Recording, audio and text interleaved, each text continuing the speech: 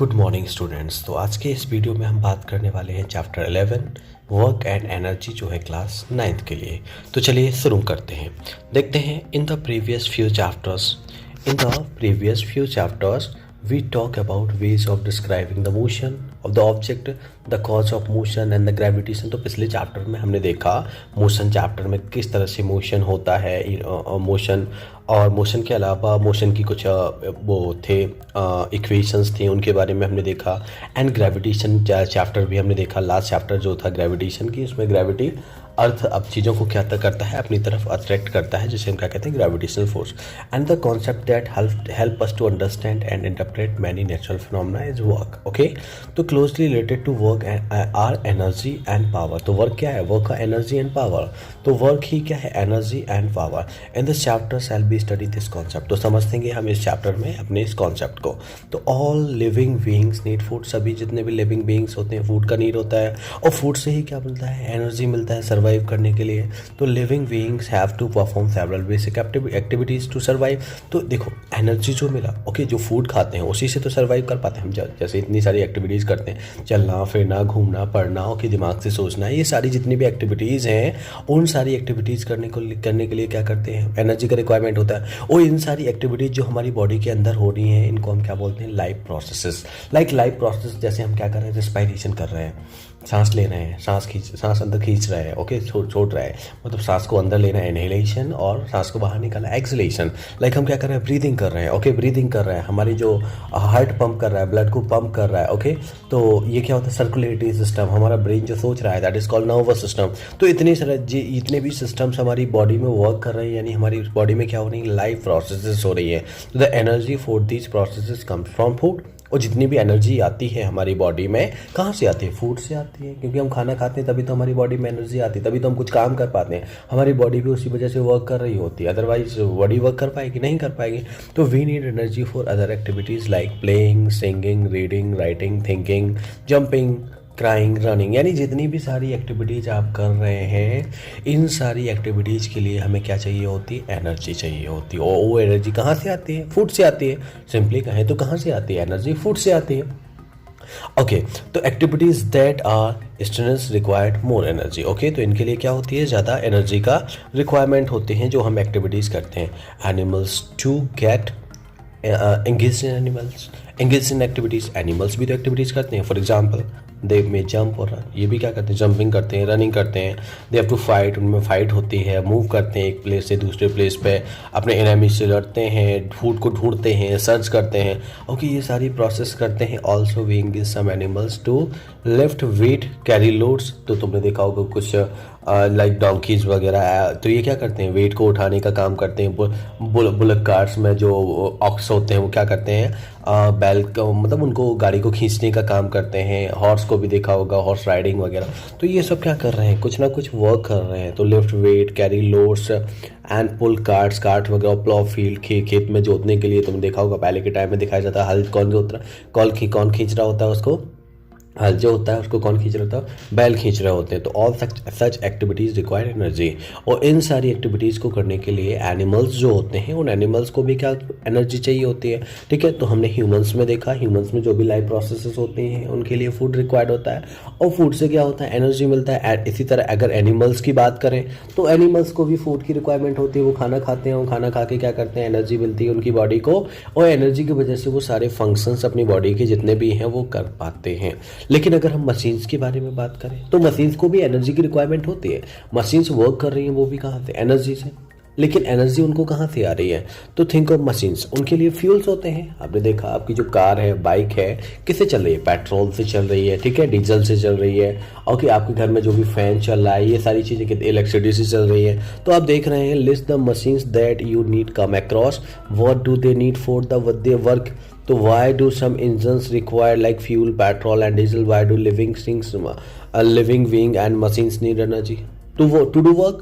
Okay, तो machines जितनी भी हैं इनको फ्यूल की रिक्वायरमेंट क्यों हो रही है? क्योंकि फ्यूल नहीं होगा तो एनर्जी कहाँ से आएगा, ये कैसे वर्क कर पाएंगे? वर्क कर पाना इनके लिए क्या होगा, पॉसिबल ही नहीं हो पाएगा।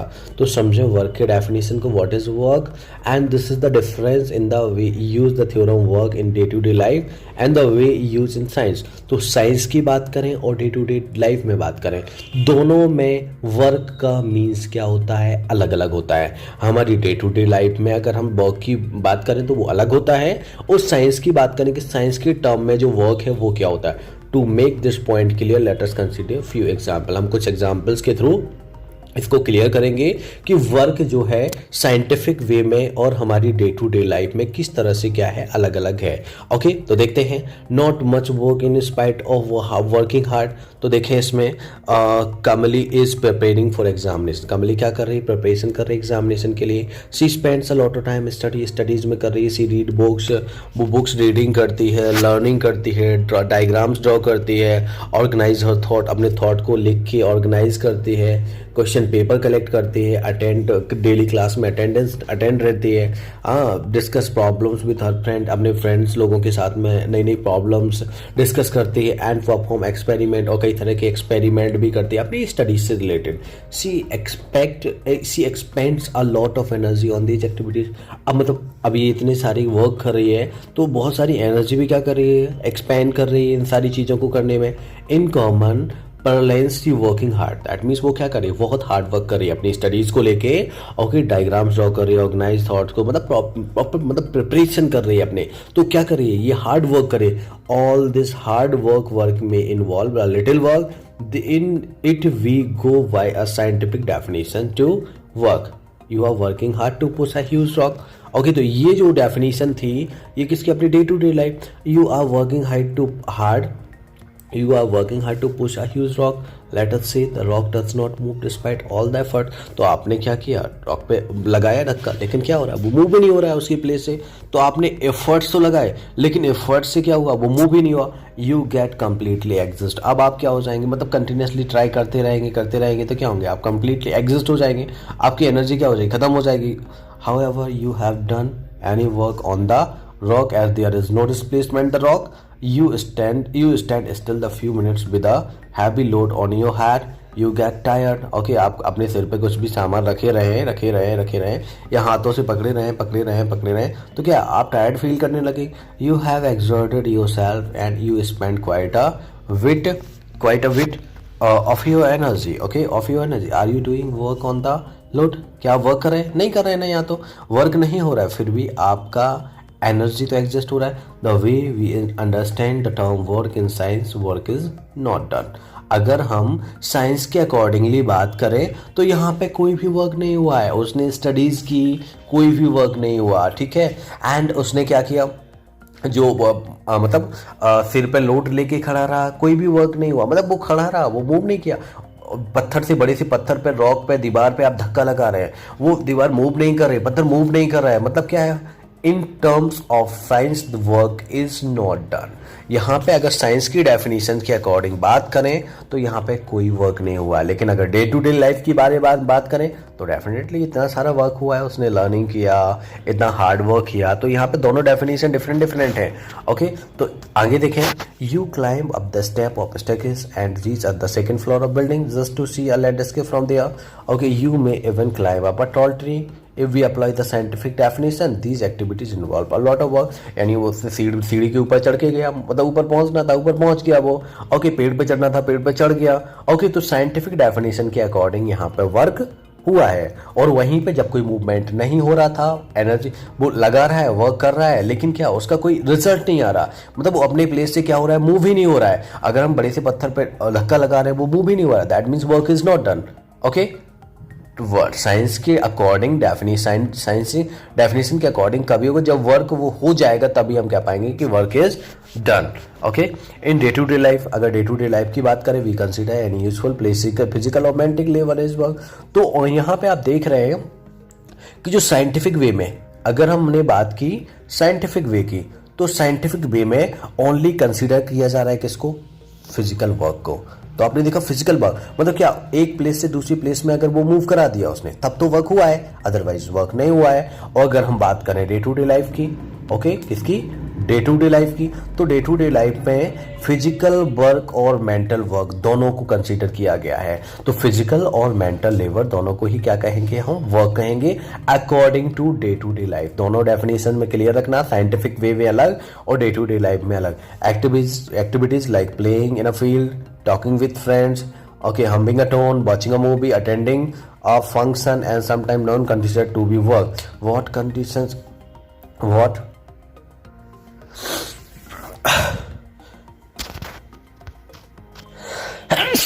Sorry. So what constituent work depend on the way we define it. So we use define the term work efficiently in science. To understand this, let us do following activities. चलो हम देख लेते हैं क्या activity.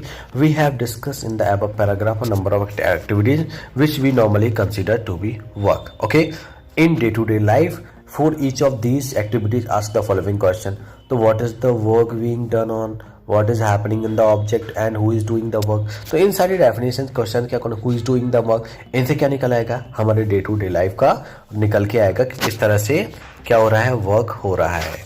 Okay, अब आगे देखें scientific concept of work. Work का साइंटिफिक कॉन्सेप्ट क्या है ये हम नेक्स्ट वीडियो में डिस्कस करते हैं। अभी तक के लिए वर्क का डेफिनेशन आप समझ चुके हैं कि वर्क वो डे टू डे लाइफ में अलग होगा वर्क और साइंटिफिक वर्क अलग होगा।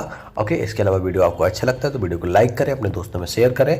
अभी तक आपने हमारे चैनल को सब्सक्राइब नहीं किया है तो चैनल को सब्सक्राइब करें। Thank you.